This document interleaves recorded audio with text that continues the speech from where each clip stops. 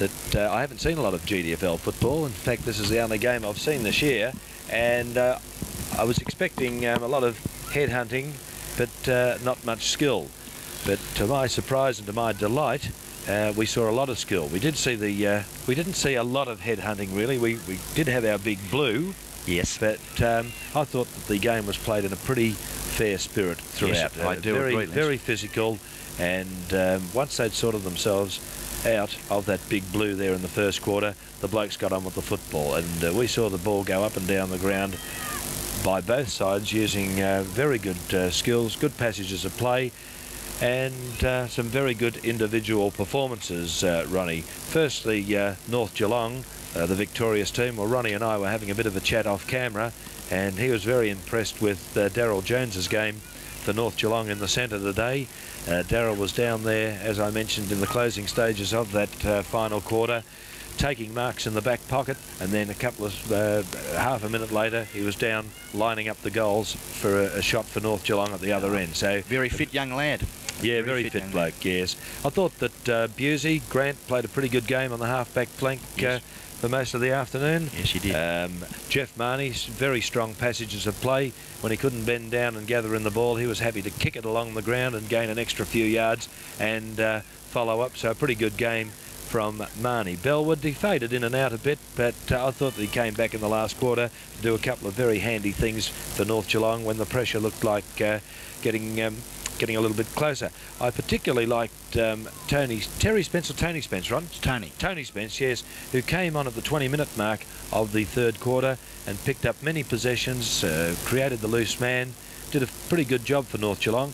Wayne Thomas, possibly not in North Geelong's best players today, but let's remember that Wayne is around about the 40 mark and he still holds his own. Very experienced campaigner there, particularly in the dying moments. Yes. He was able to get by himself. Yeah, repelled a lot of it, forward thrust. Out on the wing there in that in the final quarter to pick up a few loose balls and make a timely clearing dash for North Geelong, because Bellpost Hill, even though they trailed for about 17 points for most of the quarter, they were always there. When they got the break, they kicked a goal, put them back in the game, followed up with another one, and really they weren't finished until that final siren went, and North Geelong were pretty relieved to see it go. Yes, and be in front. Just I think there's one other guy that you've got to mention there from North Geelong, and that's Alan Maroney, number 26. Look, I haven't finished going down them yet, Ronnie. Sorry, mate. Yes, I better hurry up here. I particularly like Neil Alford's game today. Rucked all day,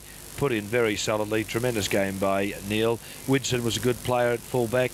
Swenison did some nice things.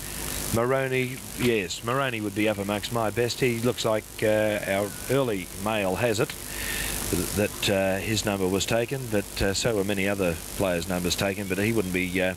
His main concern this afternoon was winning the game. Yes. Terry Egberts played very well at fullback, and I thought that Darren Purcell made position and did some good things also. And I've also liked the game from Barry Jacobs, number 22, the little man.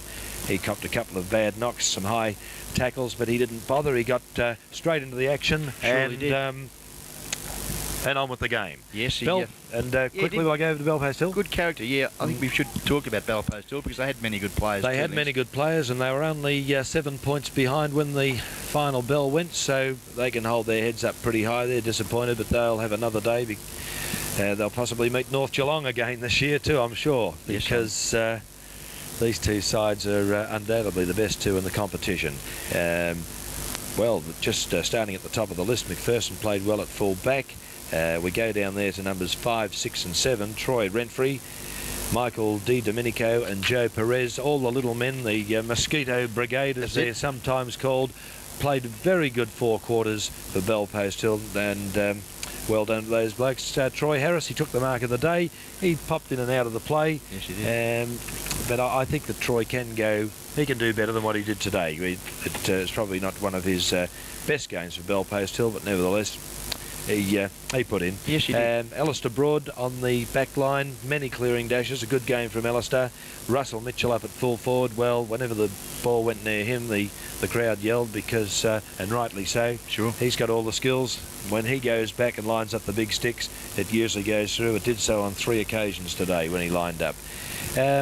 Some other good players, Ronnie. I thought Colin Reesley played well there. Pretty tight. Yeah. I mean, he battled on pretty well, Yes. and had his opponent there moved off him early, and had Terry Green brought out. Yes, correct. Which, I think it was a bit of an honour for Cole Reesley. In the big man department, Gary Fairchild, he played a pretty good game. So did Travis Hemley, and I particularly liked young Darren McCutcheon there on the back line, and his last quarter was an excellent effort, so a good game from Darren there. But there were many good players. I've probably missed out a couple from both sides, but really good endeavour from the whole 40 blokes who played today, and very entertaining game. Very entertaining game of football, and there'll be a lot here to see. The next time these two sides meet, they'll draw a big crowd, and well, if the timing's right, the cameras will be here, Ronnie, I should say. But anyway, you're going to give us the goal kickers before you give us your best player, which I think we've just about stitched up. Okay. All right then. Well, look, just quickly, North Geelong, Daryl Jones with 2 goals. Likewise, Alan Moroney.